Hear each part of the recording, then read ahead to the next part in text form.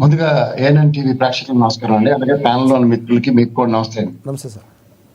నేను ఎన్నో సంవత్సరాల బట్టి డిబేట్ చేస్తున్నాను, కానీ ఇవాళ ఒక అద్భుతం అని చెప్పాలి ఈ డిబేట్.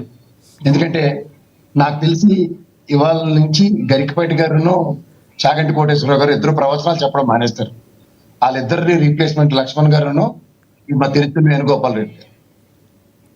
ఎందుకంటే ఇంత కామెడీ నా వల్ల కావట్లేదు. ఒకడేమో జనసేన నుంచి బయటకు వచ్చినాడు, ఒకడేమో వైఎస్ఆర్సీపీ నుంచి బయటకు వచ్చాడు. వీళ్ళిద్దరూ ఎలాంటి నీతులు చెప్తారంటే, వైఎస్ఆర్సీపీ గురించి లక్ష్మణ్ పొగిడినట్టు ఎవరు పొగడలేరు, తిరుత్తు వేణుగోపాల్ గారు జనసేన గురించి పొగిడినట్టు ఎవరు పొగడలేరు. వీళ్ళిద్దరూ ఆ పార్టీలో ఉన్నప్పుడు వీళ్ళిద్దరితో నేను ఎన్నో ప్యానల్ ఎన్నో డిబేట్లు పార్టిసిపేట్ చేశాను. ఇవాళ వీళ్ళిద్దరూ ఇలాంటి సూక్తి ముక్తాల కార్యక్రమం చెప్తే, ప్రసాద్ గారు ఒకటి మీరు నవ్వులు పోయించారు వీళ్ళిద్దరిలో గరికపాటి గారు ఎవరు, చాగంటి కోటేశ్వరరావు గారు చెప్తే మాకు కూడా ప్రమానందంగా ఉంటుంది. అంటే టంగ్ ట్విస్టింగ్ లో లేటెస్ట్ గా చాగంటి గారు అయితే మా తిరుత్తు వేణుగోపాల్ గారికి ఇవ్వాలి.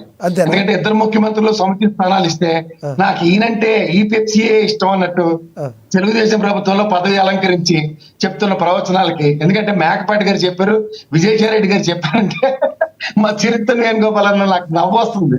ఎందుకంటే విజయసాయి రెడ్డి పెట్టిన ట్వీట్లు, విజయసాయి రెడ్డి తలంటిన పవన్ కళ్యాణ్కి ఇవన్నీ మర్చిపోయి ఇవాళ అబ్బాబా అదే పార్టీలో అదే వాళ్ళు మాట్లాడినట్లన్నింటినీ సమర్థించిన వేణన్న ఇవాళ ఎంత చక్కగా మారిపోయాడంటే అపరిచితుడు కూడా ఈ సినిమా చూసి చిచే నా యాక్టింగ్ ఎందుకు పనికిరాదు అనుకుంటాడు. అగ్రెషన్ కి మారిపోయారు మా లచ్చన్న ఎలా చెప్తుందంటే గరికపాటి గారు లక్ష్మణ్ గారే ఉంటుంది, ఎక్కలేని బొబ్బిలి ఆవేశం అంతా మా లక్ష్మణ్ దగ్గర ఉంటుంది. కాదండి, లక్ష్మణరావు గారిని గరికపాటి గారితో పోల్చినందుకు గరికపాటి గారు ఈ వీడియో చూసారనుకోండి, కేఎస్ ప్రసాద్ గారికి ఫోన్ చేసి మీకు ఒక సెలవు కప్తారు ఆయన. ఏం పర్లేదు, కప్పినా పర్లేదు, ఇంకా ఎక్కువైతేనే ప్రవచనాలు ఆపుతారు. ఎందుకంటే డబుల్ స్టాండర్డ్ ప్రవచనాలు నాకు నచ్చట్లేదు. Okay okay please please subject. ఈ పవన్ కళ్యాణ్ గారి టూర్ అంటే ఒక నిలకడ అన్నది చాలా ఇంపార్టెంట్ అండి ఎప్పుడైనా సరే రాజకీయ క్షేత్రంలో. మీరు కూడా, నేను మూడో కోటేశ్వరరావు గారికి మీ పేరు చెప్పాలి, ఎందుకంటే ఆయన కొబ్బరి చెట్టుని తనతో పోల్చుకున్నాడు. ఒక పెద్ద కొడుకులా నన్ను మీరు కాపాడండి అని అడుగుతూ, నాకు అలా అర్థమైంది రాష్ట్రం పచ్చదనం నన్ను ఎందుకులే కానీ నాకు అర్థమవుతుంది. అదే సార్, మీకు కూడా అంత స్మార్ట్ గా అర్థం అవుతాయి కదా పవన్ కళ్యాణ్ చెప్పినవి. కొంతమంది ఒక సెట్ ఆఫ్ ఆడియన్స్ ఉంటారు, చాలా స్మార్ట్ గా అర్థం అవుతాయి. ఆ స్మార్ట్నెస్ మాకు లేక ఇలాగ బోల మనుషుల్లో మిగిలిపోయాం. ఆయన కూటమి ప్రభుత్వాన్ని అనలేదా, ఆయన వ్యక్తిగతంగా ఆయన అన్నారంటారా? ఎందుకంటే కూటమి ప్రభుత్వం ఆయన రూరేటు 15 ఏళ్ళు ఊడిగం చేయడానికి వెళ్ళాడు. 15 ఏళ్ళు ఊడిగం చేసేవాడికి కొబ్బరి చెట్టు పెద్ద కొడుకు ఈ సామెత ఇలా వర్తిస్తాయి. అందుకని మీలాంటి మేధా సంపత్తి ఉన్న వాళ్ళు ఎలా మారుస్తారంటే కూటమి పెద్ద కొడుకు కింద వివరించబడిలా చేస్తున్నారు. కానీ ఆయనే పెద్ద కొడుకు, కొబ్బరి చెట్టుని మీ ఇంట్లో పెద్ద కొడుకు కింద ఆదాయ వనరు కింద ఎలా చూస్తారు, నన్ను కూడా చూడండి అన్న దూరదృష్టితో చెప్పాడు. కానీ మన రాష్ట్ర విభజన కంటే కోనసీమకి దిష్టి తగిలిందంట. దిష్టి కూడా కాదు, దృష్టి అని ఒక తెలుగు పదం కనిపెట్టాడు. సాధారణంగా తెలుగుదేశంలో ఉంటే ఆ బాలకృష్ణ గారు లోకేష్ గారితో ఉంటే తెలుగుకి చలోక్తులు, ప్రకృతి వికృతులు, కొన్ని భాషా ప్రయుక్త రాష్ట్రాల్లో ఏర్పడినట్టు అవన్నీ భాషా ప్రయోగాలు జరుగుతూ ఉంటాయి. సో ఆ భాషా ప్రయోగంలో పవన్ కళ్యాణ్ గారు ఒరిజినల్ కాదండి.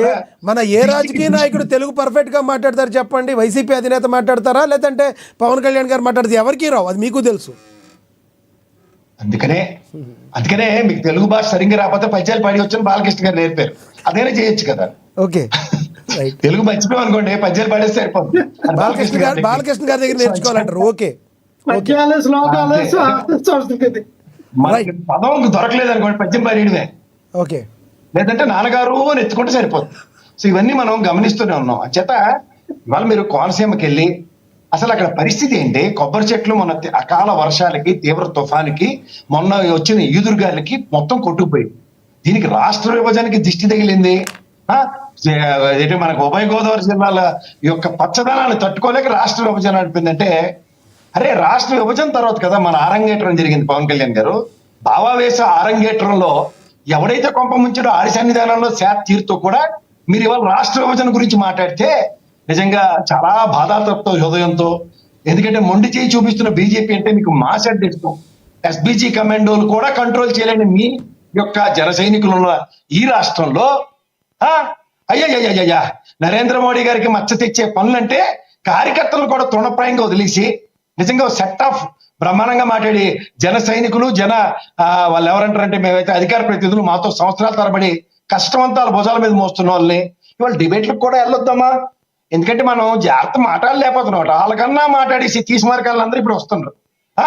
ఏం మాట్లాడుతున్నారో వాళ్ళకే తెలియట్లే. అలాంటి వాళ్ళు పంపించి నిజంగా పార్టీని, పవన్ కళ్యాణ్ గారిని, కూటమిలో వాళ్ళకి ఇష్టం లేకపోయినా ఎన్నెన్నో అవమానాలు భరిస్తూ జన సైనికులు పడుతున్న తీవ్రతను కూడా గుండెల నిండా పెట్టుకుని మనసులో నవ్వుతో చక్కగా మాట్లాడుతున్న అధికార ప్రతినిధులు నాకు అందరూ తెలుసు. మా రాయపాటి అరుణం కానీ ఈ తిరుపతి నుంచి వచ్చే మా తిరుత్తని వేణుగోపాల్కి పోటీగా ఆడసింహం ఒకటి ఉంటది. ఇలాంటి వాళ్ళందరినీ చూసిన తర్వాత వాళ్ళందరూ ఏమైపోయారు, మా తాతన్ చెట్టి నాగేంద్ర వీళ్ళందరినీ చూస్తే చిన్న లేత